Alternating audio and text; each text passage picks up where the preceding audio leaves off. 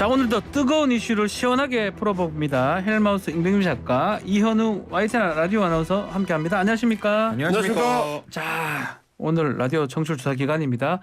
02로 시작하는 전화가 오면요, 대출 전화도 있겠지만 이번엔 좀 받아주십시오. 뉴스킹 박지훈입니다. 좀 외쳐주시고요. 자, 응원 메시지도 받고 있습니다. 단문 50원, 장문 100원의 유료 문자 샵 0945, 샵 0945로 많이 보내주시기 바랍니다. 인증샷도 좋고요, 응원샷도 좋습니다. 추첨을 통해서 거의 다 드릴게요. 커피 쿠폰 제발 좀 보내주세요. 자, 이현웅 아나운서, 첫 소식 뭡니까? 네, 탈북어민 북송사진 공개 관련한 내용 준비했습니다. 네. 통일부가 지난 2019년 11월 탈북어민 북송 당시 사진 10장을 지난 12일에 공개했습니다. 다들 아시겠지만 이 사건, 북한 선원 2명이 동료 16명을 살해했다고 주장하고 내려와서 귀순 의사를 밝혔지만 북한으로 돌려보내진 사건인데요. 네. 이 공개된 사진은 당시 판문점에서 돌려보내질 때 그 당시의 모습을 촬영한 사진입니다. 보면은 눈을 가린 어민 2명이 손이 묶여서 다수의 인원에게 이끌려서 이동하는 모습 등이 담겨 있는데 좀 군사 분계선을 넘지 않으려는 듯한 그런 모습이 담긴 것도 있고요. 또 다른 한 명이 상대적으로 자유로운 보행을 하면서 군사 분계선 너머로 인계되는 듯한 모습이 담긴 사진 등도 있었습니다. 이런 사진들이 공개가 되면서 당시 북송 경위 논란이 불거지면서 다시 주목을 받고 있습니다. 자, 이 사진이 공개가 됐는데요. 그 이후에 대통령실 입장도 있었습니다. 반인도, 반인류 범죄 행위다라고 비판을 했습니다. 그렇습니다. 대통령실 대변인실에서 이제 성명을 좀 강한 톤으로 냈는데요. 네. 이제 기본적으로 이제 귀순 의사를 밝혔는데도 불구하고 그 의사에 반해서 이제 북한으로 돌려보낸 것 자체가 문제다. 이거는 이제 우리 헌법뿐만 아니고 이제 국제법에도 맞지 않는 반인륜적이고 인도적인 범죄 행위다라고 비판했는데 맥락으로 보면 그렇습니다. 어쨌든 이 사람들이 이제 북한으로 돌아가게 되면 북한 측의 조사를 받게 될 텐데 네. 북한 같은 경우는 이제 다른 나라들하고는 좀 다르게 이제 고문이나 이런 행위들이 버젓이 자행되는 걸로 이제 알려져 있기 때문에 그런 위험에 노출될 게 이제 확실한 상황에서 돌려보내는 게 맞지 않았다라는 게 지금 이제 정부와 대통령실의 입장으로 이제 보입니다. 자, 3년 전 일을 통일부에서 이렇게 공개한 배경이 뭘까요? 일단은 입장이 바뀌었다는 게 이제 중요한 입장이요? 것 같아요. 네, 네, 그 당시에 3년 이제 만에. 김현철 통일부 장관 같은 경우는 네. 이제 이 사람들이 이제 귀순 의사를 밝혔던 것 자체가 진정성이 의심된다라고 이제 강조를 했었습니다. 그 이제 진정성이라는 거는 통상적으로 북한 이탈 주민들 같은 경우는 귀순을 하거나 이제 탈북을 하기 전에 상당 기간 이제 준비 기간이 있는데 이 사람들 같은 경우는 이제 살인 행위를 저지른 뒤에 이제 우발적으로 그렇죠. 이제 그 북한을 떠나게 됐던 거고 그리고 이제 처음부터 이제 남한 쪽으로 넘어오려고 했었던 게 아니라 이제 표류를 하던 도중에 우리 군에서 이제 체포를 하는 과정이 있었다. 특수부대가 체포를 검거했다고 얘기를 그렇습니다. 하더라고요. 해상표를 도중에 이제 첩보를 통해서 그 해상표를 사실을 우리가 먼저 인지를 하고 네. 넘어오는 걸 기다렸다가 이제 체포를 하는 이런 상황이었기 때문에 귀순을 준비했다가 이제 탈북을 한 거랑은 좀 다르다. 이렇게 그 당시 통일부에서는 입장을 밝혔었는데 이번에 3년 만에 이제 통일부가 입장을 바꾼 건 뭐냐면 자신의 의사로 이 귀순 의향서를 작성한 거기 때문에 그 부분을 좀 강조하는 포인트가 좀 바뀌었다. 이렇게 좀 볼 수 있을 것 같고 전체 맥락에서 보면 사실 대통령실이나 정부가 이제 추진하고 있는 어떤 방향성에 통일부가 좀 따라가는 맞춰가는 쪽에 조금 더 가깝지 않느냐 이게 지금 민주당의 주장인 걸로 보입니다. 연설명을 살해한 거는 맞아요?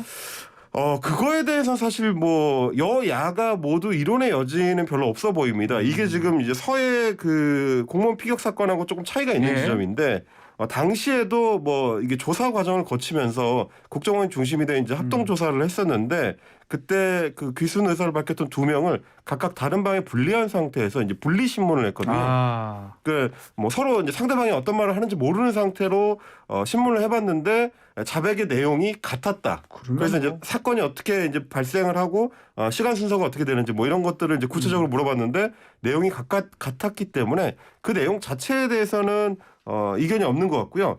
그 당시에 이제 국회의 그 정보위원장이 당시 야당이었던 미래통합당의 이해운 의원이었는데 의원이었겠죠. 이해운 의원이 이제 국회에서 보고를 받고 나서 기자들한테 직접 브리핑을 했었기 때문에 이 관련 내용에 대해서는 뭐 크게 이견이 없는 걸로 보입니다.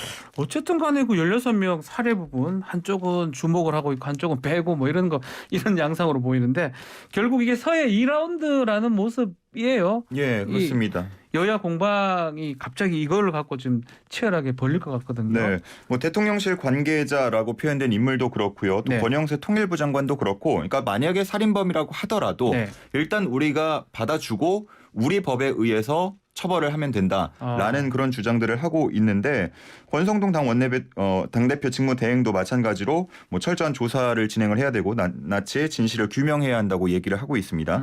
하지만 뭐 앞서서 말씀해 주신 것처럼 당시에는 그랬던 입장이 이제 와서 바뀌는 이유가 무엇이냐라고 민주당 쪽에서는 얘기를 하고 있고 네. 그리고 윤건영 의원 같은 경우는 만약에 이들이 뭐 진술을 법정 가서 바꿔버리면 그러니까 16명 안 죽였다 사실은 증거로도 찾아요. 네, 그렇게 말해버리면은 무죄 선고가 될 가능성도 있기 때문에 그럴 경우를 대비해서 추방을 했다라고 얘기를 하고 있기도 하고요. 김병기 의원은 뭐 여당이 한마디만 더 하면 당시에 뭐 신문조서 공개하겠다고 압박하겠다 이런 얘기를 하고도 있습니다. 자, 이혜훈 위원장 당시 위원장 얘기를 계속 하고 있는데 네네네. 그때 이렇게 얘기했던 것 같아요. 이런 사람이 돌아다니면 국민에게 큰 위험이 된다.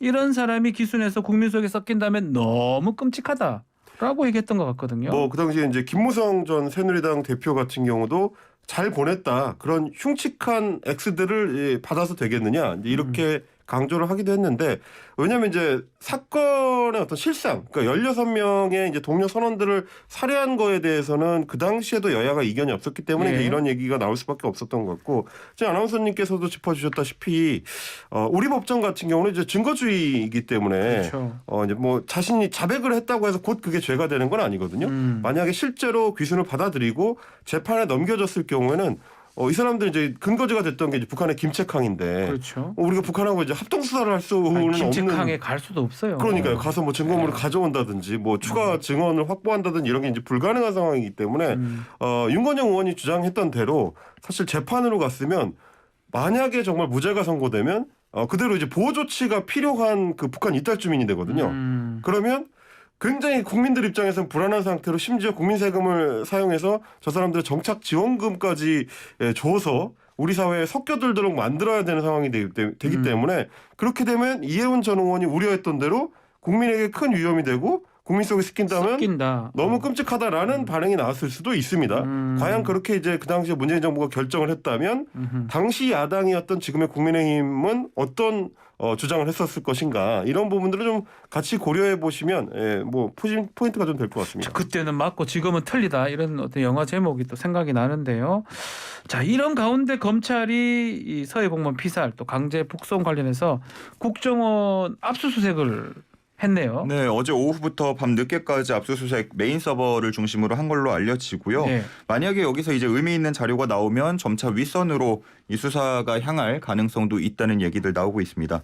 뭐 그리고 국방부나 해경, 뭐 대통령 기록관실 등에 대한 압수수색으로 이어질 수 있다는 얘기까지 전망도 나오고 있습니다. 이거하고 범죄하고 뭔 상관이 있는데 이게 압수수색을 하는 거예요? 이게 이제 어떻게 보면 정책적 결정사항이라고 할 수 있는데, 그러니까 우리가 지금 처해 있는 분단이라는 특수 상황이 굉장히 좀 이제 회색지대가 많은 게 사실이거든요. 네. 헌법상으로 보면은 뭐 한반도 부속 도서까지를 전부 우리 영토로 이제 규정하고 있기 때문에 그러니까 북한의 이제 법적 지위, 저희가 사법 시험 칠 때 항상 공부했던 맞습니다. 부분인데 굉장히 애매한 위치에 두 가지 있어요. 지위라고 보죠. 그러니까 이제 북한에 대해서 이제 통일의 대상으로서 이제 협의 대상이기도 하지만 동시에 지금 어떻게 보면 이제 괴뢰 정권으로 그렇죠. 북한 지역을 이제 점유하고 있는 상태라서 영토 조항은 그렇게 보지만 또 통일, 평화 통일을 추구하는 조항이 있습니다. 그렇죠. 그 두 가지를 해석하기 위해서 한쪽으로는 법적 지위를 또 인정하면서 한쪽으로는 괴뢰 정부 이렇게 보거든요. 그러다 보니까 이제 북한 이탈 주민에 대해서도 어떻게 보면 정책 당국이 그때그때 이제 정책적 결정을 하도록 돼 있는 건데, 각 정책 결정에 대해서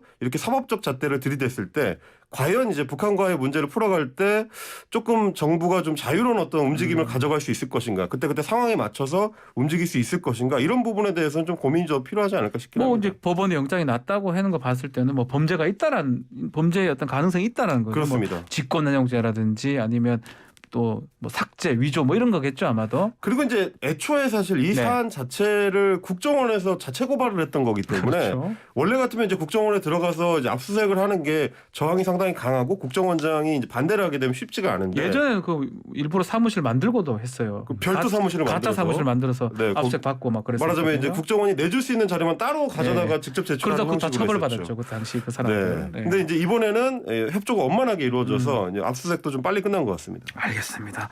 좀 지켜봐야 될 것 같아요. 자, 두 번째 소식 뭡니까? 네, 두 번째는 대통령실 유튜버 그는 누구입니다. 아하. 뭐 대통령실에 근무하는 극우 유튜버의 친누나 안모 씨가 논란이 일자 사의를 표명했습니다. 이 안 씨는 유튜브 채널 벨라도 대표 안정권 씨의 친누나로 알려졌고요. 대통령실 홍보수석실에서 근무 중이었던 것으로 알려졌습니다.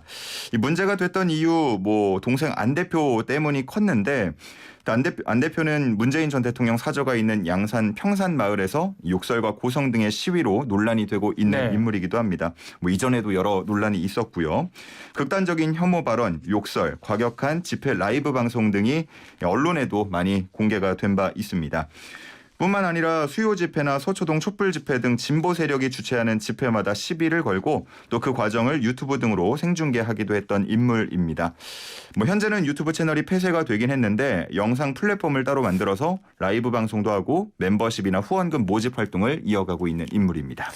자, 이제 먼저 어제 논란이 됐던 부분부터 좀 보죠. 그 안모 씨가 대통령실에 채용되는 과정에서 이게 어떻게 지금 발표가 된 겁니까?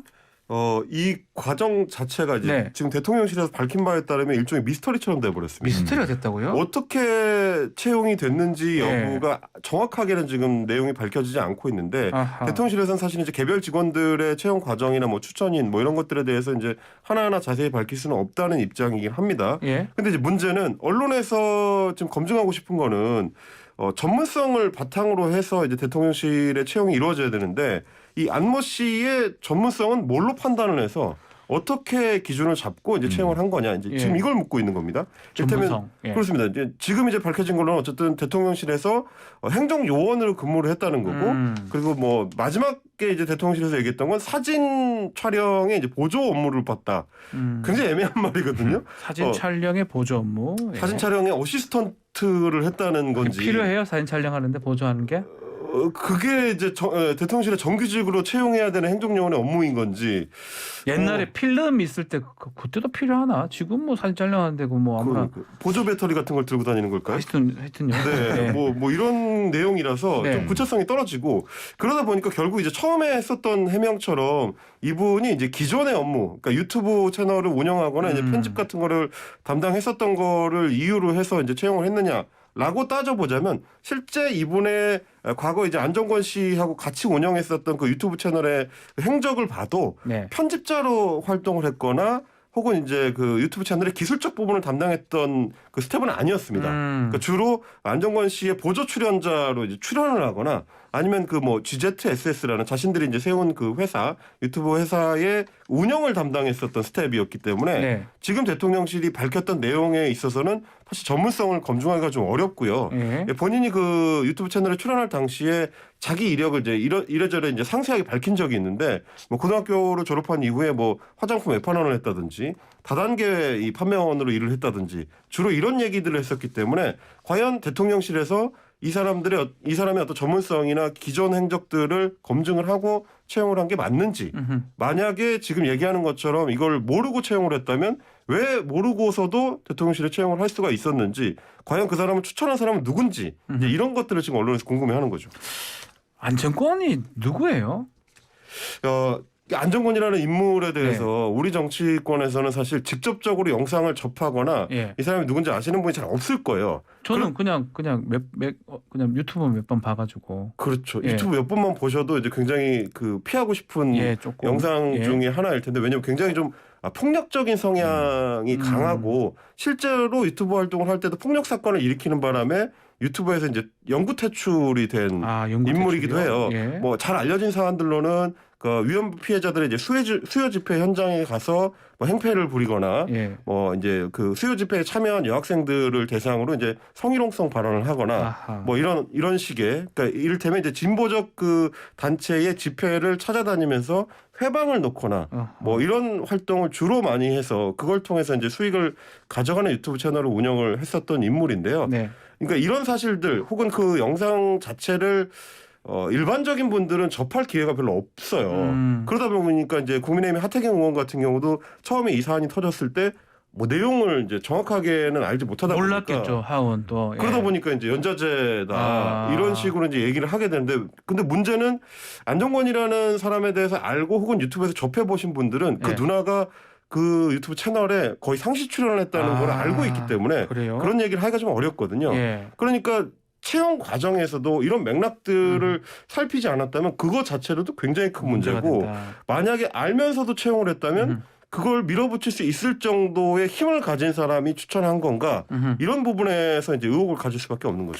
자, 논란이 일자 바로 사의 표명을 했네요. 대통령실 입장 한번 말씀 주십시오. 예, 그렇습니다. 뭐 대통령실 입장을 봐서도 뭐 대선 캠프에서 역할, 능력을 인정받아서 대통령실에 임용이 된 거고 처음에는 이제 연좌제 그 연좌제? 얘기를 예. 마찬가지로 하기도 했습니다. 채용 과정에서는 아무 문제가 없었다라고 밝히기도 했는데 앞서서 말씀해 주신 것처럼 처음에는 이제 극우 유튜버의 누나가 근무한다 이게 문제다 예. 이런 식으로 보도가 집중이 됐다가 말씀해 주신 것처럼 보조 출연자 혹은 주도적으로 또 나서는 모습이 이제 밝혀지면서 그 뭐 누나로서의 역할보다도 본인이 나서서 했다라는 부분에 있어서 문제가 됐고요. 아마 사의 표명도 그런 부분에 있어서 이루어진 게 아닌가 이렇게 배경을 추측해 볼 수가 있겠습니다. 네. 앞서서 뭐 모르고 채용했을 수도 있다라는 그런 이야기 가능성도 나오고 있는데 취임식인가요? 예, 안정권 씨도 초청이 된 걸로 알려져서 취임식이에요. 아마 예. 모르는 건 아니었을 것이다라는 그런 추측이 더 우세합니다. 그 대통령의 이제 특별 초대권을 본인이 이제 SNS를 통해서 직접 인증을 했어요. 사진을 특별 찍어서 초청 받은 상황입니까? 그렇다고 하더라고요. 그걸 아무나 주는 겁니까?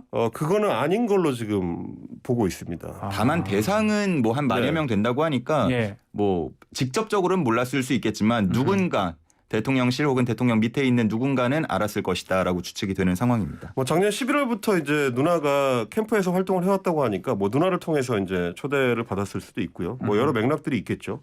근데 이제 다만 좀 제가 한 번 더 말씀을 드리고 싶은 거는 네. 이 사안 그러니까 양산에서의 욕설 집회 초기부터 언론들이 이제 해당 내용을 조금 더 이제 상세하게 보도를 할 필요는 있다고 저는 생각을 했었는데 단순히 이제 보수 단체의 유튜브 채널 운영자들이 하는 집회다라고 소개가 되면 실상이 잘 안 알려질 수가 있어요. 그러네요. 근데 이제 저는 이 사람들하고 이제 유튜브 활동을 할 때 직접적으로 상대를 해봐서 이제 많이 이제 경험을 해봤는데 예. 일종의 그 백색 테러 단체거든요. 백색 테러. 네, 예. 뭐 실제 폭력 사건을 일으키기도 하고 네. 혹은 집회 현장에서 일부러 충돌을 유도해가지고 집회를 방해하는 행위들 그게 사실 이제 해방기에 있었던 그 백색 테러 단체들의 그 행태랑 굉장히 유사하고 이 기업형으로 운영을 하기 때문에 기업형으로요? 매출 규모도 상당히 큽니다. 지금 이제 안정권 씨가 운영하는 회사만 하더라도 뭐 사람이처럼 이제 회사 정보를 알려주는 인터넷 홈페이지에서 쉽게 검색을 해볼 수가 있는데 10억 원이 넘는 매출을 지난해 올린 걸로 좀 알려지고 있어요. 알겠습니다. 워낙 매출 규모가 크다 보니까 이런 행태가 멈추지 않는다. 이 부분은 좀 언론들이 잘 숙지하실 필요는 있을 것 같습니다. 다음 시간에 한번 다시 헬마우스하고 이 얘기 좀 나눠봐야 될 것 같습니다. 자, 오늘 킹스맨 여기서 마무리를 하겠습니다. 헬마우스 임경규 작가, 이현웅 YTN 라디오 아나운서 감사합니다. 고맙습니다.